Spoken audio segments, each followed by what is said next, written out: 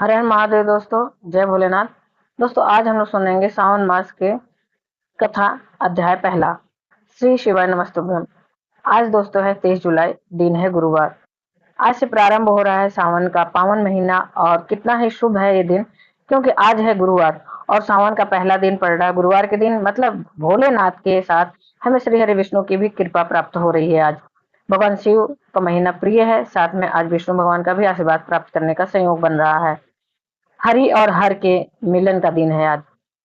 सावन के पहले ही दिन में हमें इतना शुभ संयोग प्राप्त हो रहा है।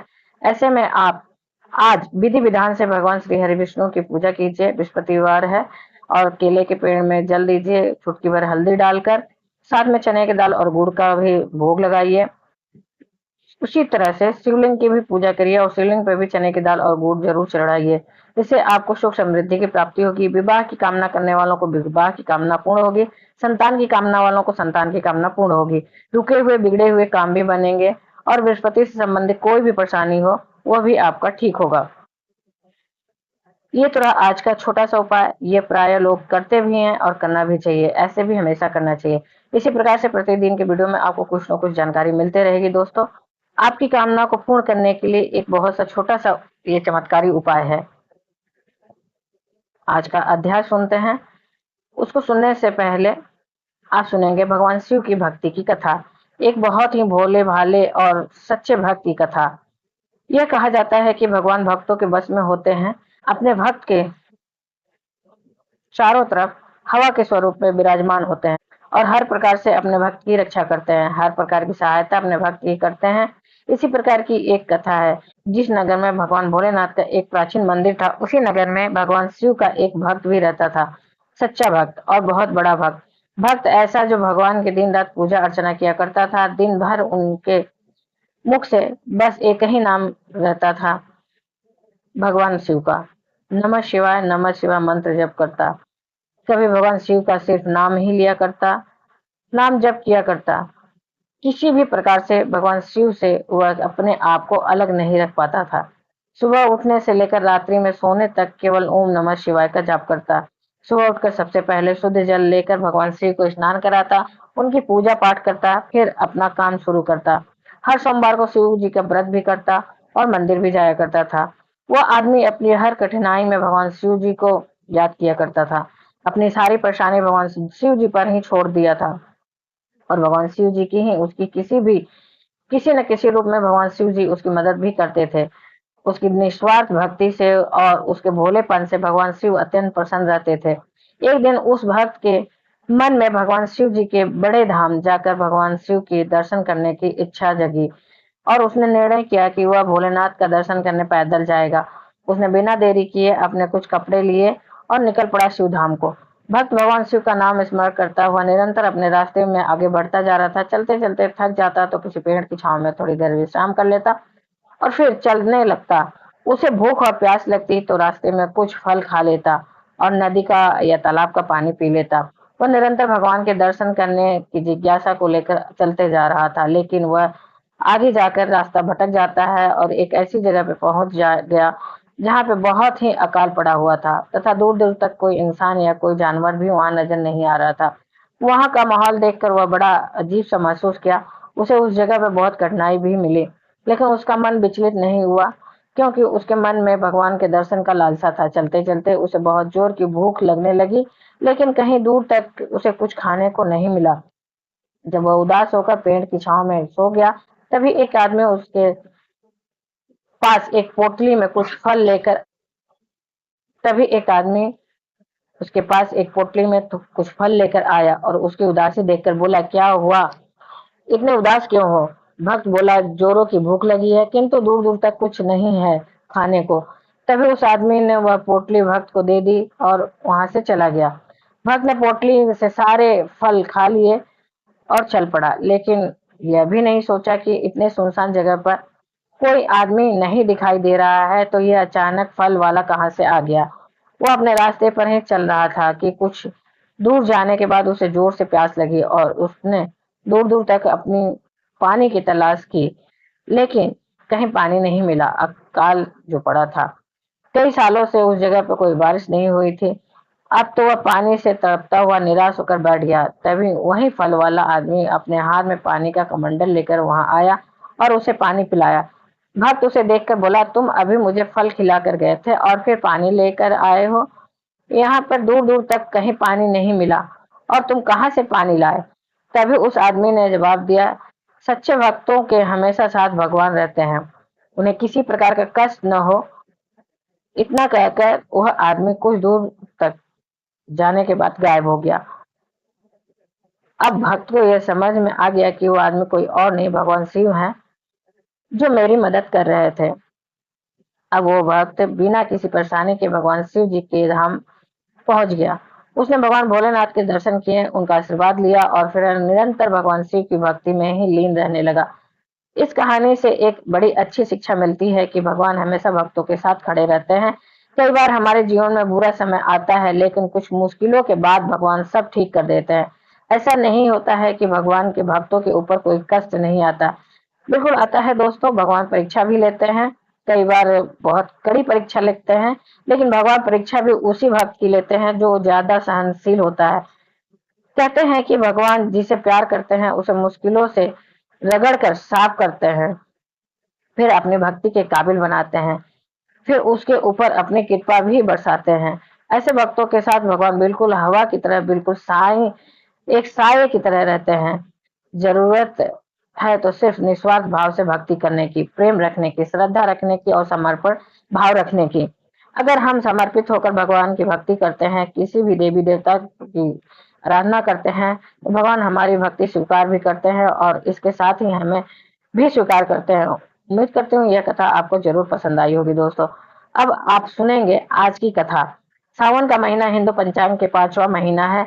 इसके विषय में पौराणिक कथा है। जब सनत कुमारों ने भगवान शिव से पूछा कि उन्हें सावन का महीना इतना प्रिय क्यों है, तो भगवान भोलेनाथ ने बताया कि जब देवी सती ने अपने पिता दक्ष के घर में योग शक्ति से अपने शरीर का त्याग किया था, उससे पहले देवी सती ने महादेव को हर जन्म में पति के रूप में पाने का प्रण किया था और अपने दूसरे जन्म में देवी सती ने पार्वती के नाम से हिमाचल और रानी मैना के घर पुत्री के रूप में जन्म लिया। पार्वती ने युवावस्था में सावन महीने में निराहार रहकर कठोर व्रत किया और शिव को प्रसन्न करके उनसे विवाह किया, जिसके बाद ही भगवान भोलेनाथ को यह महीना विशेष रूप से प्रिय हो गया। एक दूसरी पौराणिक कथा के अनुसार मार्कंडू ऋषि के पुत्र मार्कंडे जी ने लंबी आयु प्राप्त करने के लिए सावन के महीने में ही घोर तप किया था और भगवान शिव की कृपा प्राप्त की, जिससे मिली हुई मंत्र शक्तियों के सामने मृत्यु के देवता यमराज भी नतमस्तक हो गए। भगवान भोलेनाथ को सावन का महीना इतना प्रिय होने का अन्य कारण यह भी है कि भगवान शिव सावन के महीने में पृथ्वी पर अवतरित होकर अपने ससुराल गए थे और वहां उनका स्वागत अर्घ और जलाभिषेक से कि प्रत्येक वर्ष सावन मास में भगवान शिव अपने ससुराल आते हैं। भूलोक वासियों के लिए शिव कृपा पाने का यह उत्तम समय होता है। पौराणिक कथाओं में वर्णन आता है कि इसी सावन मास में समुद्र मंथन किया गया था और समुद्र मंथन के बाद जो हलाहल विष निकला, उसे भगवान शंकर ने अपने कंठ में समाहित करके सृष्टि की रक्षा की। लेकिन विषपान से महादेव का कंठ नील वर्ण का हो गया, इसी से उनका नाम पड़ा नीलकंठ। महादेव और विष के प्रभाव को कम करने के लिए सभी देवी देवताओं ने उन्हें जल अर्पित किया। इसलिए शिवलिंग पर जल चढ़ाने का खास महत्व है। यही वजह है कि श्रावण मास में भोलेनाथ को जल चढ़ाने से विशेष फल की प्राप्ति होती है। शिव पुराण में उल्लेख है कि भगवान शिव स्वयं ही जल हैं, इसीलिए जल से उनकी अभिषेक के रूप में आराधना और उत्तम उत्तम फल प्राप्त होता है, जिसमें कोई संशय नहीं है। शास्त्रों में वर्णित है कि सावन महीने में भगवान विष्णु योग निद्रा में चले जाते हैं। यह समय भक्तों, साधुओं और संतों सभी के लिए अमूल्य होता है। यह 4 महीनों में होने वाला एक वैदिक यज्ञ है, जो एक प्रकार का पौराणिक व्रत है, जिसे चौमासा भी कहा जाता है, चतुर्मास भी कहा जाता है। भगवान विष्णु के शयन करने के बाद सृष्टि के संचालन का उत्तरदायित्व तो आता है भगवान शिव के ऊपर। भगवान शिव उसे ग्रहण करते हैं और इसलिए सावन के प्रधान देवता भगवान शिव बन जाते हैं। सावन के महीने में भगवान शिव की पूजा, उनके ऊपर जलाभिषेक पूरे परिवार के साथ की जाती है। सावन के महीने में रुद्राभिषेक का बहुत महत्व है। इस मास में प्रत्येक दिन रुद्राभिषेक किया जा सकता है। अन्य मासों में शिववास का मुहूर्त देखना पड़ता है, लेकिन इस मास में किसी प्रकार का मुहूर्त देखने की जरूरत नहीं पड़ती। आप बिना मुहूर्त देखे प्रतिदिन आप रुद्राभिषेक कर सकते हैं। रुद्राभिषेक में जल, दूध, दही, शुद्ध घी, शहद, शक्कर या चीनी, गंगा जल तथा गन्ने के रस से भगवान शिव का अभिषेक करते हैं। अभिषेक करने के बाद बेलपत्र, समीपत्र, कुशा तथा दुर्वा से भगवान भोलेनाथ को प्रसन्न करते हैं और अंत में भांग, धतूरा तथा श्रीफल भोलेनाथ को भोग में चढ़ाते हैं। शिवलिंग पे बेलपत्र तथा समीपत्र चढ़ाने का वर्णन पुराणों में भी मिलता है। बिल्वपत्र महादेव को अत्यंत प्रिय है और इसे अर्पित करने से भगवान शिव और शीघ्र ही प्रसन्न हो जाते हैं।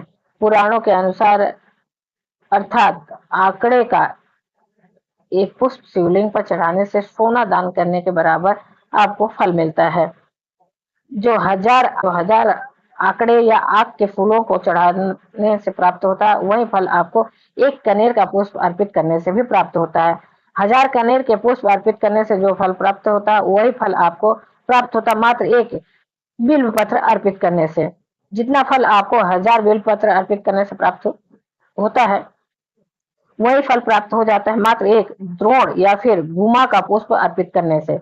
1000 गुमा के बराबर एक चिचड़ा और 1000 चिचड़ा के बराबर एक कुशा का पुष्प, 1000 कुशा के फूलों के बराबर एक समी का पत्ता और 1000 समी के पत्तों के बराबर एक नील कमल, 1000 नील कमल से ज्यादा एक धतूरा और 1000 धतूरों से भी ज्यादा एक समी का फूल शुभ और पुण्य फल देने वाला माना गया है। अर्थात सबसे ज्यादा महत्वपूर्ण होता है समी का पुष्प, जो कि सबसे अधिक पुण्य फल देता है। अगर आपको प्राप्त हो जाते हैं तो श्रेष्ठ है, प्रतिदिन आप अर्पित कीजिए शिवलिंग पर। अब आप सुनेंगे आज का अध्याय। मुनि श्रेष्ठ सोनक जी ने श्री सूत जी से पूछा, महाभाग, हे महामने, हे व्यास शिष्य श्री सूत जी, आपके मुख से हमने अनेकों आख्यान सुनकर आनंद प्राप्त किए हैं, किंतु फिर भी हमारे कानों की प्यास अभी बुझी नहीं है, बल्कि और अधिक सुनने की इच्छा बढ़ती ही जा रही है। हे मुनि श्रेष्ठ, आपने तुला राशि का सूर्य होने का, कार्तिक मास का महत्व, मकर का सूर्य हो जाने पर माघ मास का महत्व तथा मेष का सूर्य हो जाने पर वैशाख मास का महत्व, इन मासों के जो गुण धर्म है वह भी आपने साझा किया। लेकिन अब इन मासों से भी उत्तम आपके अनुसार यदि कोई महीना परम पिता परमेश्वर को सदैव धर्म प्रिय हो तो उसे भी विस्तार पूर्वक कहिए। हमारे मन में उसको सुनने की तीव्र लालसा जग रही है। यह सुनकर सूत जी ने बड़े प्रेम पूर्ण शब्दों में कहा, आप सब मुनिगण ध्यान पूर्वक सुनिए। मुझे आपको सुनाने में बहुत आनंद प्राप्त होता है। आप सर्वगुण संपन्न हैं, अर्थात अच्छे श्रोता हैं। अच्छे श्रोता के जो 12 गुण बताए गए हैं, जैसे दंभ रहित, आस्तिक, बुद्धि शठता रहित, परमात्मा से अटूट भक्ति भाव, भगवत चर्चा सुनने की तीव्र इच्छा, नम्रता, ब्राह्मण भक्त, सुशील स्वभाव, धैर्य युक्त, पवित्र, तपस्वी तथा दोषारोपण रहित होना, वे सभी गुण आप लोगों में है। इससे मैं प्रसन्न होकर आपसे तत्व की बात करता हूँ। धर्म को जानने की इच्छा से बुद्धिमान सनत कुमार ने परमेश्वर को दोनों हाथों से नमस्कार करके भक्ति पूर्वक पूछा, हे देवों के देव महादेव, अनेकों योगियों के ध्येय चरण कमल आपसे अनेकों व्रत तथा धर्मों को सुना, किंतु इस समय हमारे हृदय में एक ऐसे मास का महात्म्य श्रवण करने की अभिलाषा है, जो 12 मासों में सर्वोत्तम, आपको अत्यंत प्रसन्न करने वाला तथा जो सब कर्मों का सिद्धि प्रदान हो। हे देव, जिस मास में कर्मों के करने से ही अनंत फल की प्राप्ति होती है, संसार के कल्याण के लिए ऐसे मास के सभी धर्मों का वर्णन साझा करें। ईश्वर ने सनत कुमार से कहा, हे ब्रह्मपुत्र सनत कुमार, आपकी सेवा तथा भक्ति से प्रसन्न होकर मैं आपसे अत्यंत गुप्त बात कहूंगा। 12 महीनों में श्रवण मास मुझे अधिक प्रिय है। पूर्णिमा को श्रवण नक्षत्र का योग हो जाने से भी मास का नाम श्रावण मास कहा जाता है और जो श्रवण मात्र से ही सिद्धि देने वाला होता है, इसीलिए इसे श्रावण नाम कहा जाता है। आकाश के समान स्वच्छ हो जाने से नभा नाभ कहा गया है। उस मास के धर्मों की गणना करने के लिए भूमि पर कौन समर्थ हो सकता है। जिनके संपूर्ण फलों को कहने के लिए ब्रह्मा जी हुए, जिस श्रावण मास के महात्म को देखने के लिए इंद्र हुए और जिसके फल को कहने के लिए भगवान अनंत ने 2 सहस्त्र जीवा धारण की। हे महामुनि, दूसरे मास इस मास की एक कला को भी नहीं प्राप्त हो सकते हैं। संपूर्ण श्रावण मास धर्म रूप और व्रत रूप है।